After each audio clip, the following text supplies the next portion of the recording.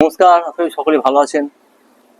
আমার এই সাত রং বাগান টপ থেকে আমি সনাতন পাল আপনাদের কাছে যেমন যেমন ভিডিও নিয়ে আসি, যেমন যেমন নলেজ অভিজ্ঞতা অর্জন করি, সেইভাবে আপনাদের কাছে শেয়ার করি। আজকে আমি আগে ভিডিও দেখেছিলাম যে চন্দ্রমল্লিকা গাছ কাটিং করার পর তারপর সেটা রুট হরমোন আমরা এইভাবে কাটিং এডস বলে একটা পাউডার আছে, জেল আমি দুভাবেই দেখিয়েছি। জেল লাগিয়ে বালিতে দিলে 30 দিনের মধ্যে শেকড় এসে যায়। তো 30 দিন আগে আমি এইভাবে কাটিং করে দেখেছিলাম। সেই কাটিংটা 30 দিন পর আমি এই চন্দ্রমল্লিকা গাছের এইরকম শেকড় পেয়েছি। আমি এইভাবে শেকড় আমি আজকে দেখাবো। এই শেকড় এসে গেছে, এটা পটিং করার জন্য উপযুক্ত হয়ে গেছে। এই সময় আমরা এই চন্দ্রমল্লিকা যদি পটিং করে তৈরি করি, সেটা প্রপার ওয়েতে যদি তার গ্রোথ করাতে পারি, সেটা আমি পরে দেখাবো। তাহলে আমরা শীতের সময় আমরা অনেক বসি আকারে পেতে পারবো এবং এক একটা টবে 100-150 ফুল পাবো। এইভাবে দেখুন কি সুন্দর রুট এসেছে, আপনি দেখতে পাচ্ছেন। আমি এখান থেকে উঠিয়ে জলে আমি ধুয়ে রেখেছি দেখানোর জন্য আপনাদের। এইভাবে প্রতিটা গাছের কত সুন্দর রুট এসেছে। 25 দিন পর থেকে রুট আসা শুরু হয়। 30-32 দিন পর সেইটাকে আমরা পটিং করতে পারি নতুন টবে সয়েল মিক্সিং করে। সয়েল মিক্সিং কিভাবে কি থাকবে আমি বলবো।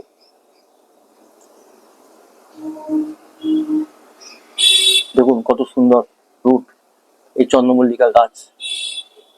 এই চন্দ্রমল্লিকা গাছের মাদার প্ল্যান্ট যদি আমি রাখতে পারেন প্রপার পরিচর্যা করে, তাহলে এই বর্ষাতে আমরা সেটা থেকে কাটিং করে আমরা কম খরচে নতুন হিউজ পরিমাণে চন্দ্রমল্লিকা তৈরি করতে পারি। আমরা ঘর সাজাতে পারি, ছাদ সাজাতে পারি, বাগান সাজাতে পারি এবং ব্যবসার জন্য ব্যবহার করতে পারি। দেখুন প্রতিটা গাছ কিভাবে হয়েছে। আমি এটা দেখাবো এবার কিভাবে পটিং করব। পটিং এর জন্য সয়েল মিক্সিং খুব ইম্পর্টেন্ট। সয়েল মিক্সিং ঠিকভাবে করতে পারলে আমরা 15-20 দিন গাছে কোনো সার বা কোনো ওষুধ দেওয়ার প্রয়োজন হবে না। দেখুন এরকম একটা টব আমি নিয়ে নিয়েছি। এটা এরকম মাটির টবও হতে পারে। আমি এরকম একটা টব নিয়েছি। এখানে যে হোল আছে সেই হোলের মধ্যে আমি, যেহেতু এর মধ্যে ছোট ছোট হোল, এটা প্লাস্টিক টব, সেখানে আমি কিছু পাথর, বিল্ডার্সের যেখানে ইট বালি বিক্রি হয় এরকম পাথর পাওয়া যায়, ছোট ছোট পাথর আমি দিয়ে দিলাম, যাতে হোলগুলো একটু ড্রেনেজ সিস্টেমটা ঠিক থাকে। 1/2 ইঞ্চি পরিমাণে যদি এই পাথর ব্যবহার করি, তাহলে ড্রেনেজ হোলগুলো আমরা অল্প ঢাকা পড়ে যাবে এবং মাটিটাও বেরোবে না, প্লাস জলটা ছেঁকে ড্রেনেজ হয়ে বেরিয়ে যাবে। এইভাবে আমরা দিয়ে দিলাম। এরপর আমি যে সয়েল মিক্সিং করব, কোকোপিট নেবো। এই টবে, এটা মনে হয় 6 ইঞ্চি টব। এই টবে যতটা পরিমাণ কোকোপিট নেবো ততটা পরিমাণ ভার্মি কম্পোস্ট অথবা গোবর সার। সিজন গোবর সার, একটু গোবর টোবর কালেকশন করা একটু মুশকিল হয়, গ্রামের দিকে পাওয়া যায়, সেটাকে 3-4 মাস সিজন করতে হয়। আমরা অনেক ইজিতে পেতে পারি ভার্মি কম্পোস্ট, যেটা বাজারে বিক্রি হয়। সেই ভার্মি কম্পোস্ট আমরা এই কোকোপিট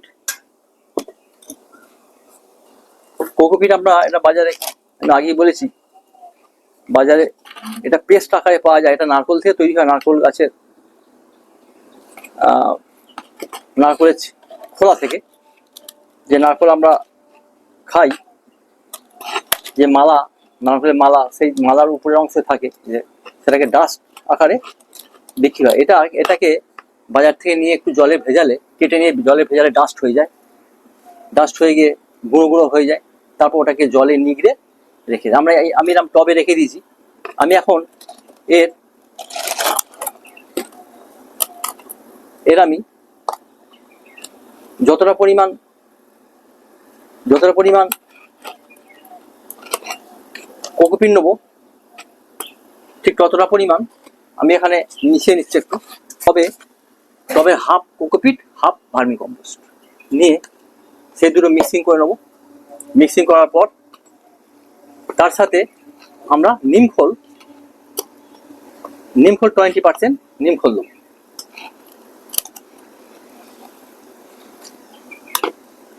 এইভাবে আমরা প্যাকেটেও পাওয়া যেতে পারে, আবার 5 কেজি প্যাকিংও পাওয়া যেতে পারে, এটা 1 কেজি মাপ।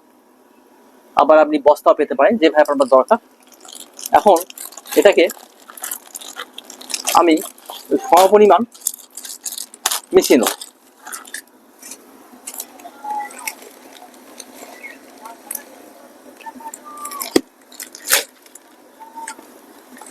মোটামুটি সমপরিমাণ মিশিয়ে নিলাম। এটা হচ্ছে ভার্মি কম্পোস্ট। মিশিয়ে নিয়ে এটাকে আমি মিক্সিং করে নেবো। এটা কোনো পাত্রে আমরা এইভাবে মিক্সিং করে নিতে পারি।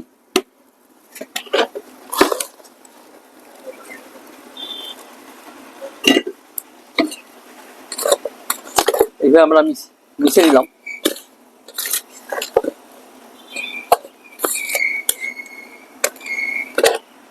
মিশিয়ে নেওয়ার পর এখানে আমরা দেবো স্যান্ড। আমরা 1 মুঠো স্যান্ড, অল্প একটু স্যান্ড দিয়ে দিলাম।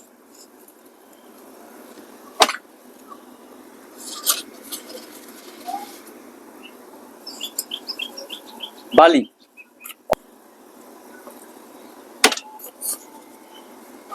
এইভাবে আমরা এটাকে মিশিয়ে নিলাম।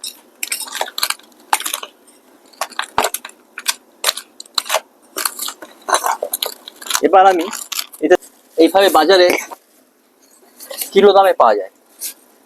মোটামুটি 20% নিমখোল এই 3-4 মুঠো দিয়ে দেব।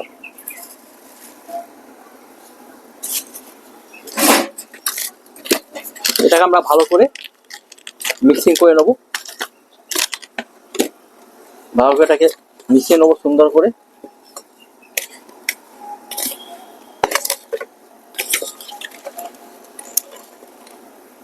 নিয়ে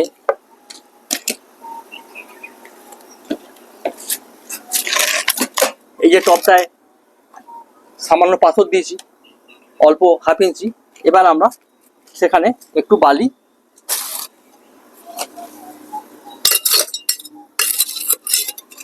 এরকম বালি লেয়ার দিয়ে দেবো, তাহলে ড্রেনেজটা ঠিক থাকবে। দেখুন একটু বালি দিয়ে দিলাম। দিয়ে এবার এর মধ্যে আমি এই টবের উপরে 1.5 ইঞ্চি 2 ইঞ্চি ফাঁকা রেখে অল্প ভরে নিলাম। তারপরে আমরা এখানে একটা গাছ আমি এখানে বসিয়ে দেব।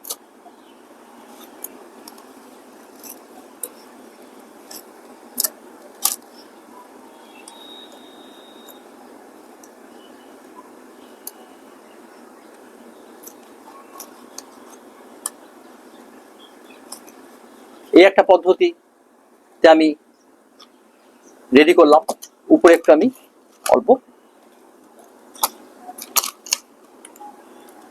দিয়ে দিলাম, সাইডে একটু চেপে দিলাম। এইভাবে একটা গাছ আমি এই পদ্ধতি করলাম। আমি আর একটা পদ্ধতি দেখাবো। আমি বাগানের সয়েল, নর্মাল সয়েল বাগানের আমার এখানে কালেকশন করা আছে। যে পরিমাণ বাগানের সয়েল নেবো সেই পরিমাণ ভার্মি কম্পোস্ট নেবো। তার মধ্যে 1 মুঠো বালি দেবো, স্যান্ড। যে পরিমাণ মাটি নিলাম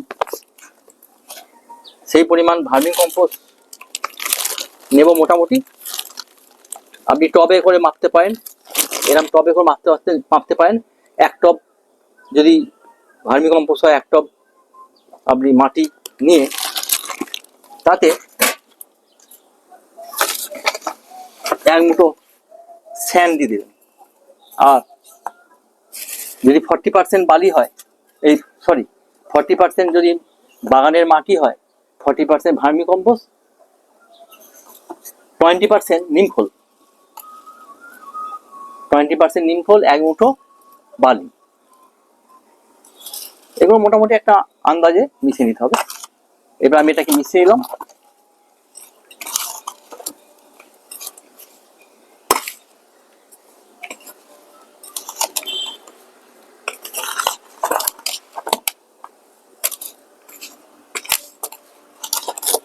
দেখুন খুব সুন্দর করে এটাকে মিলিয়ে নিতে হবে, সুন্দর করে মিলিয়ে নিতে হবে এইভাবে।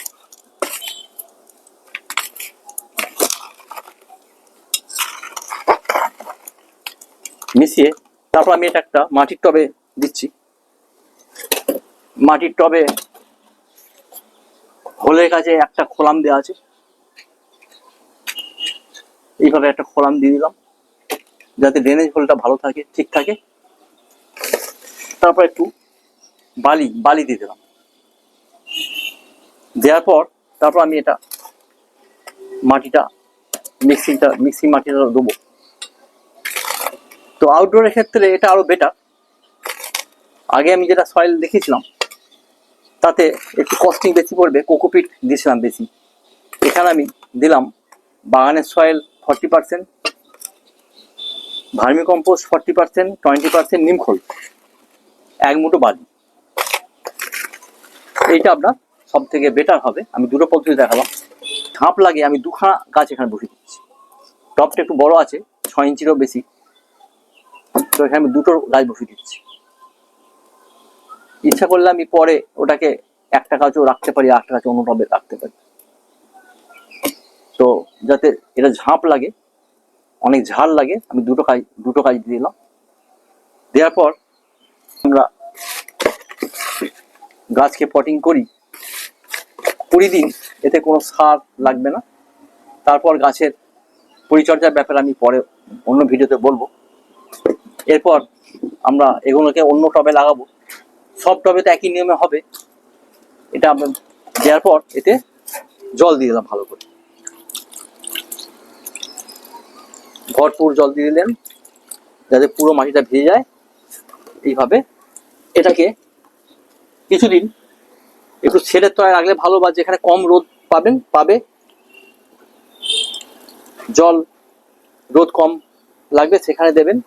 দেওয়ার পর একটু শেকড়গুলো ধরে যাবে, গাছটা একটু মজবুত হয়ে যাবে 1 সপ্তাহ। তারপর আপনি পুরো যেখানে রোদ আছে সেই রোদের মধ্যে রাখতে পারেন। এই হচ্ছে আপনার চন্দ্রমল্লিকা গাছের কাটিং করার পর রুট বার করে কিভাবে পটিং করি সেটা দেখালাম। এর পরবর্তীকালে আমি আবার এর পরিচর্যা দেখাবো। থ্যাংক ইউ, ধন্যবাদ, ভালো থাকবেন।